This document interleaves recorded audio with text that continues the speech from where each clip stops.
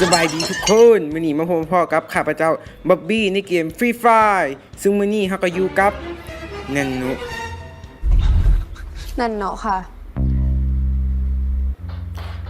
มื้อนี้เฮาก็สิพานันนุของเฮาไปเบิ่งด้านมืดของคนที่อยู่ในเกม Free Fire นะเพราะว่าเกม Free Fire นี่มีแต่คนฆ่าแกล้งกันขนาดบ่มีความดีในตัวกันเลยแทนที่สิมาแบบอยู่ไผอยู่มันอันนี้แล้วมายิงกันเนาะและในครั้งนี้เฮาก็สิพาแนนโนของเฮาไปเฮ็ดภารกิจกำจัดคนให้เบิดทีละคน2คนพวกที่ซัวๆเฮาสิกำจัดให้เบิดและคนดีๆเฮาก็สิบ่จงมันนะเพราะว่าเฮาจะเอาที่นึงมาฝากทุกคนนะเดี๋ยวก่อนสิไปขอให้แนนโนของเฮาที่หัวให้ท่านผู้ชมเบิ่งก่อนเนาะเดี๋ยวอีแนนโนมันคือหัวแบบหน้านิ่งขนาดเดี๋ยวก็ไปเบิ่งกันในเกมกันเลยเนาะว่าแนนโนของเฮานี่สิรอดหรือว่าสิเละเนาะ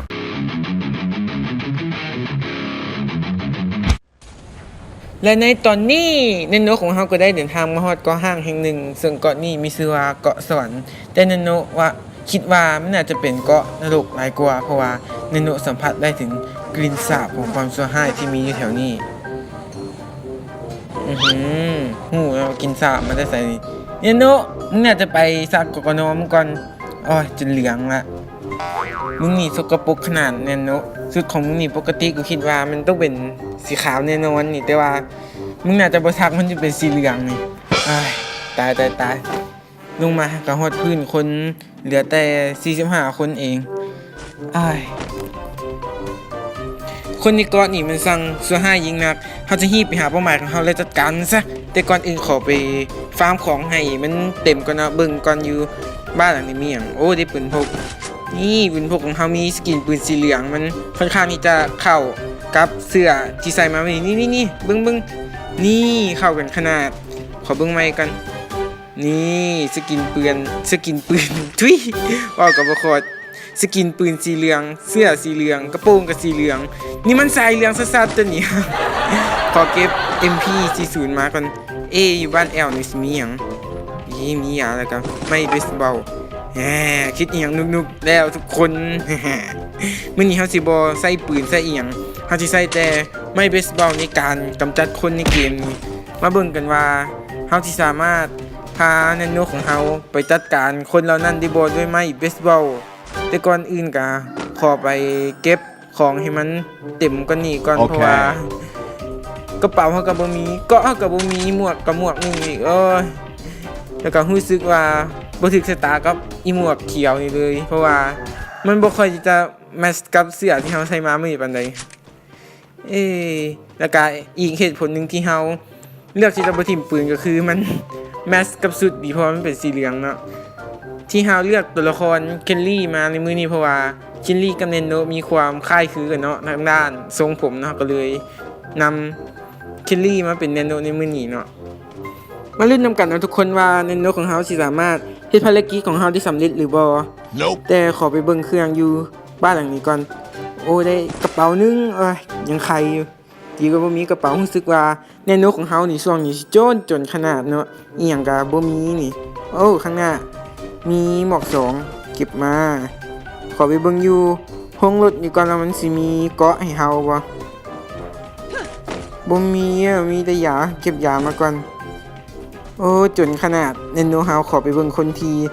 ปีมาก่อนทางหน้ามีซักศพอุ้ยทุกคนมันมีไตร่อนตัวนึงอยู่ทางบ้านมันโดดลงมาแล้วบ่แม่นมาเห็นครับบ่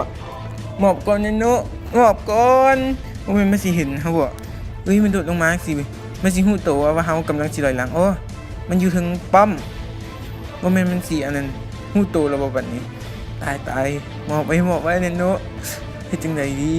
มันโดดลงมาแล้วบ่แม่นมันสิฮู้ตัวอ่ะมันเห็นเฮาแล้วบัดนี้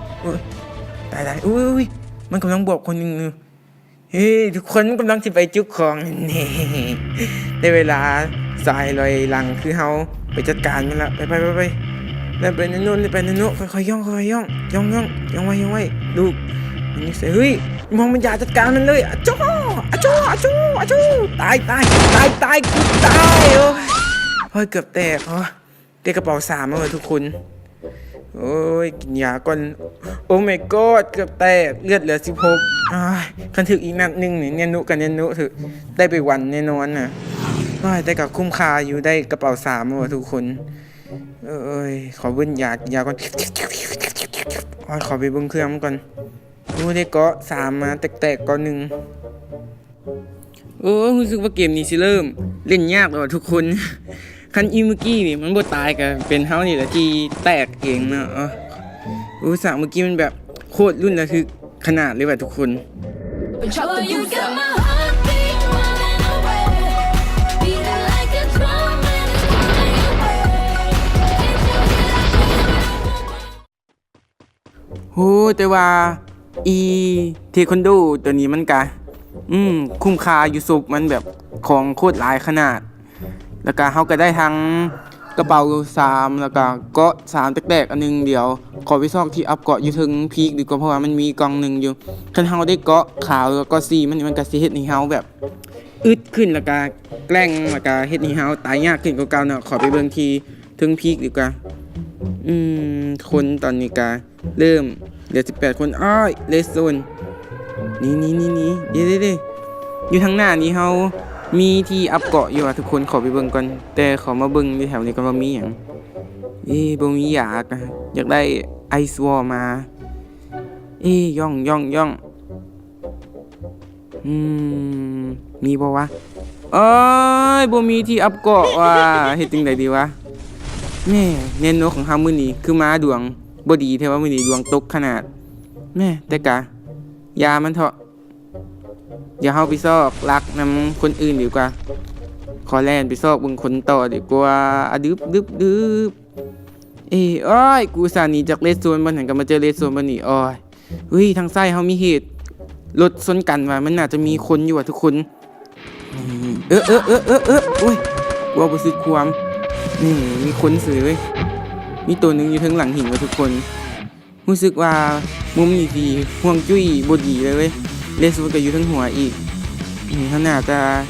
มีเข้าไปบ้านดีกว่าแลนใส่ตินมาเลยนั่นนุใส่ตินมาโอ้ยแม่เดี๋ยวหูจักแอนนุน้อยจะไปแล้วขอกินยาก่อนเอาไปรีมันอยู่ถึงดีกว่าน่าจะนะอุ้ยมันถือสเปซมาซ่าทุกคนบ่ได้เขาโดดลงลุ่ม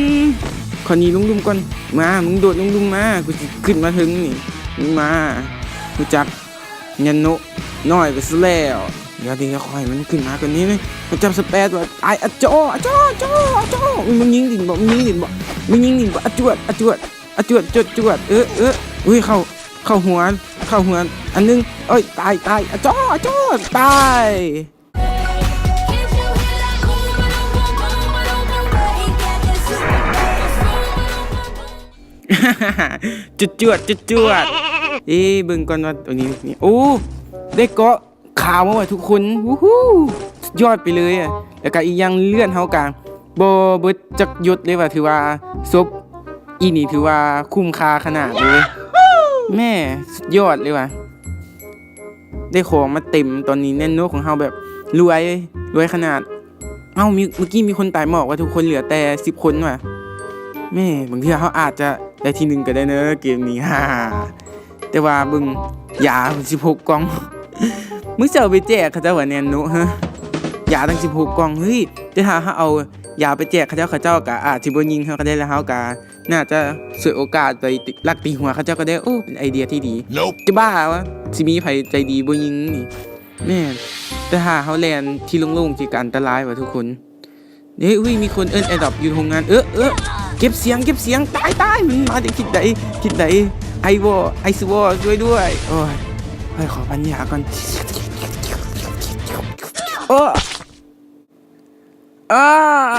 ตายแบบงงๆเลยกู